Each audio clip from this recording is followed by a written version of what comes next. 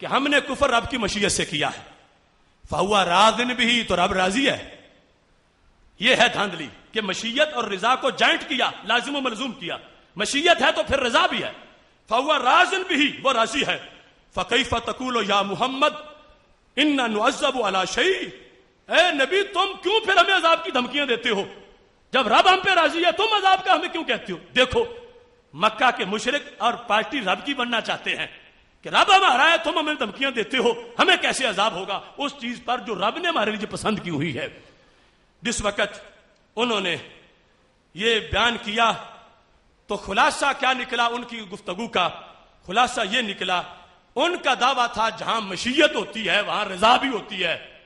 ہمارا دعویٰ یہ ہے کہ ضروری نہیں رضا ہو، جہاں مشیت ہو وہاں رضا کا ہونا ضروری نہیں، کبھی ہوتی ہے کبھی نہیں ہوتی. بت پرست مشرک جو کر رہے ہیں وہاں مشیت ہے رضا نہیں ہے، اور جو رب کو سجدہ کر رہا ہے مشیت بھی موجود ہے رضا بھی موجود ہے.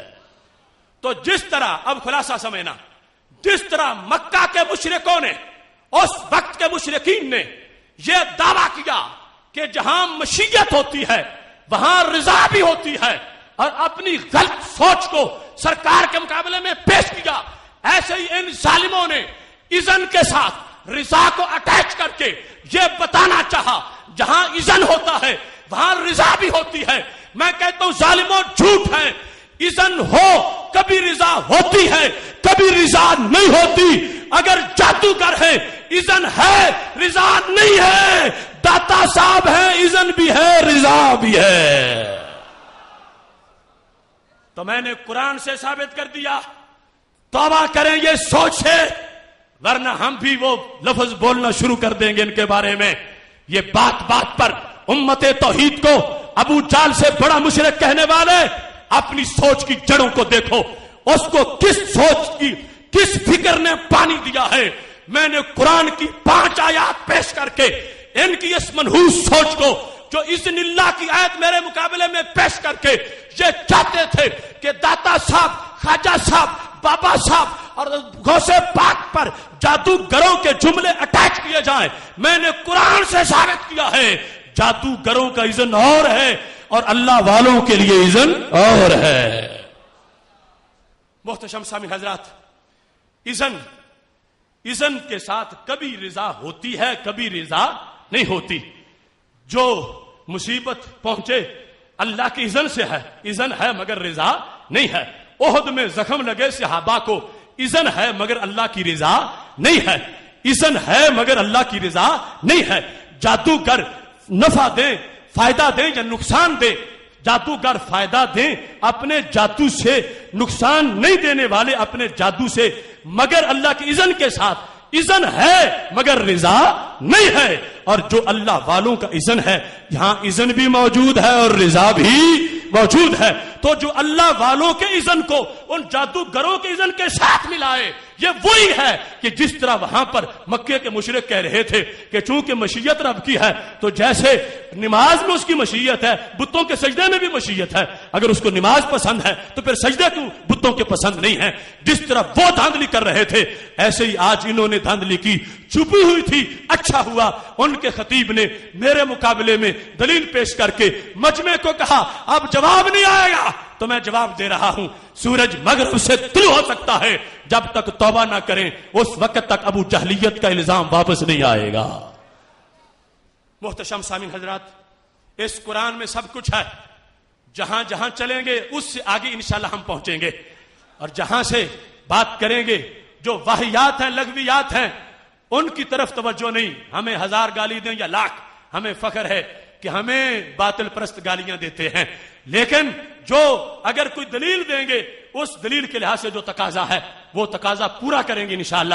اب اذن کے لحاظ سے چونکہ لوگوں کے سامنے آیت پڑھی جا رہی تھی تو میں نے مجموعی طور پر 10-15 آیات پڑھ کر اپنے اس عقیدے کو جو قرآنی عقیدہ ہے ثابت کیا کہ ان لوگوں کا اللہ والا ہونا اور اللہ کا ہونا اور اللہ کے ساتھ ہونا یہ وہی صورتحال ہے جو مکہ کے مشرک سرکار کو کہہ رہے تھے کہ ہم رب کی رضا کے کام کرتے ہیں، تم ہمیں عذاب سناتے ہو، عذاب ہمیں کیسے ہوگا، ہم تو رب کی مشیت پر کر رہے ہیں، مشیت ہوتی ہے تو رضا بھی ہوتی ہے. جیسے ان مشرکوں کی سوچ جھوٹی تھی ایسے ہی آج ان لوگوں کی بھی سوچ جھوٹی ہے. سچی وہ وہ ہے جو طیبہ سے چل کے آئی ہے اور جو سرکار نے سنیوں کو پلائی ہے۔ محتشم سامعین حضرات، اب ٹائم اس کا کافی ہو گیا ہے، لیکن ابھی بات باقی ہے۔ میں اپنی بات کو سمیٹتے ہوئے بتانا چاہتا ہوں، یہ ہم سے پوچھتے ہیں یہ جو تم نے رکھے ہوئے نام، یہ غوث ہے، یہ داتا ہے، یہ تم نے گھڑے ہوئے ہیں اپنی طرف سے اور ان کی کوئی حیثیت نہیں ہے اور یہ شرک ہے اور یہ شرکیہ نام ہے۔ تو میں وضاحت کرتے ہوئے شمائع میں امدادیہ میرے پاس موجود ہے، اور یہ حکیم الامت جو ان کا حکیم ہے، ایسے حکیموں سے رب پناہ دے، یہ اس نے مرتب کی ہوئی ہے۔ اس کے اندر غوث کا مطلب لکھا ہوا ہے۔ غوث کون ہوتا ہے؟ یہ صفحہ نمبر 23 ہے۔ اس میں لکھا ہے کہ ظاہر میں کچھ اعمال ہیں اور باطن میں کچھ اعمال ہیں۔ ظاہر میں کیا ہے؟ زہد، ورع، امر بالمعروف اور نہی عن المنکر، اور 4 باطن میں ہیں وہ کہ اب صدق، اخلاص، حیا اور مراقبہ۔ اور ایک قسم ارباب معارف سے غوث ہیں، ایک قسم ارباب معارف سے، معرف یعنی جنہیں معرفت حاصل ہے، ایک قسم ارباب معارف میں سے کیا ہیں؟ سارے بولو کیا ہیں؟ غوث ہیں۔ اور وہ کرتے کیا ہیں؟ لکھتا ہے کہ یہ مرتبہ عظیم رکھتا ہے، غوث جو ہے یہ مرتبہ عظیم رکھتا ہے اور سید کریم ہوتا ہے۔ آدمی حالت اضطرار میں اسی کے محتاج ہوتے ہیں، عالمی حالت اضطرار میں اسی کے، وقت کا جو غوث ہوتا ہے آدمی حالت اضطرار میں اسی کے، کتاب ان کی ہے بات میری۔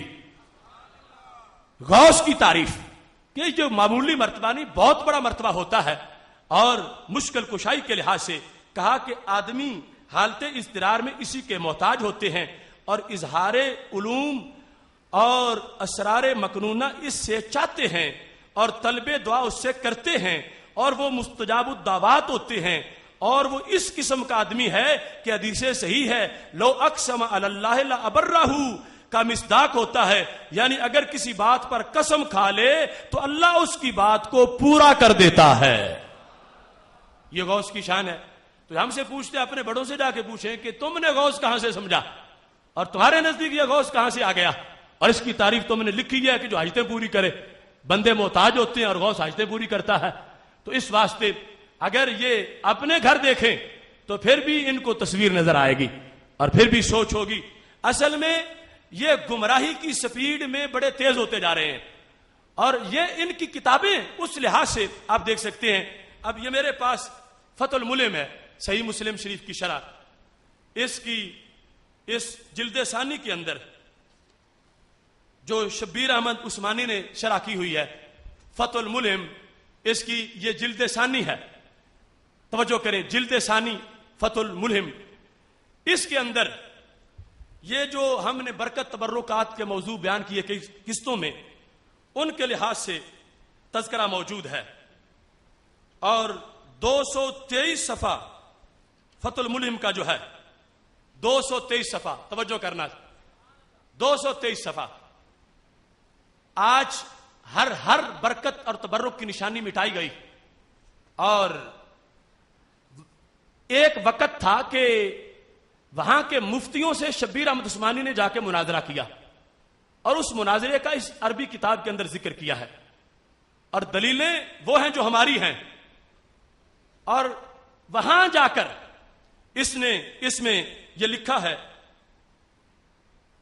حضرت عبداللہ بن عمر رضی اللہ تعالیٰ عنہ سے دلیلیں پیش کرتے ہوئے کہ وہ آثار و تبرکات کے لحاظ سے ان کا کتنا پیار تھا، اور پھر یہ دلیلیں دیتے ہوئے کہ سرکار خود ان مواقع پہ جاتے رہے ہیں۔ مثلا جو بیت لحم ہے، مولد مسیح علیہ السلام معراج کی رات سرکار وہاں پہ تشریف لے گئے ہیں، لنوریہ من آیات نام میں سے وہ بھی آیت تھی۔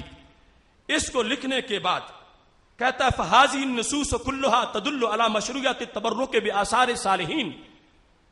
ہذہ النصوص، یہ ساری نصوص قرآن و سنت کے دلائل تدل علی مشروعیت التبرک بآثار صالحین و مواضع صلواتہم.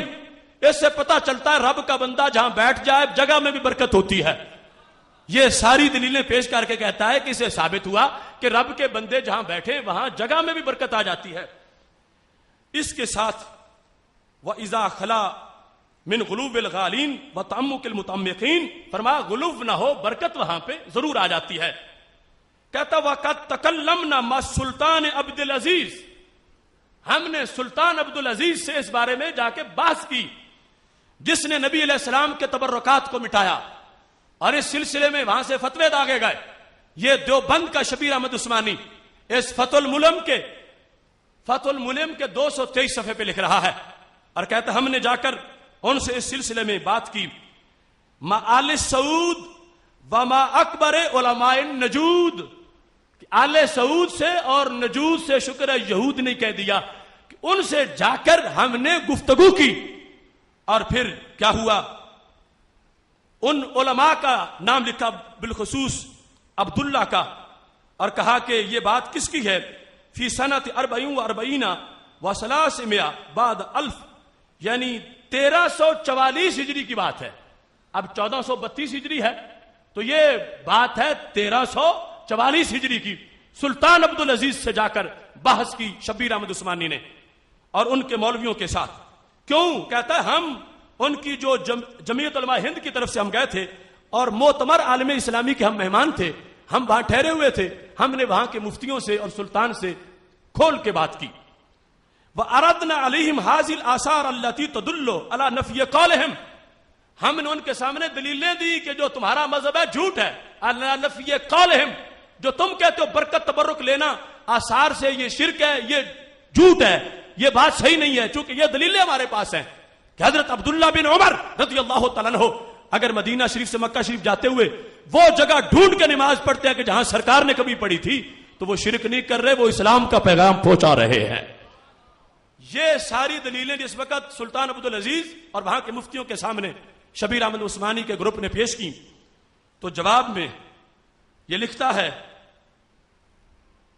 علی نفی قولہم بکون تبرک بالامکنہ والمواضع بدع، اور غیر مشروع کے جو وہ کہتے ہیں کہ بدعت ہے برکت والی جگہ پہ جانا یا غیر مشروع ہے. اب تو ایڈوانس ہو گئے نا، شرک تک لے گئے ہیں.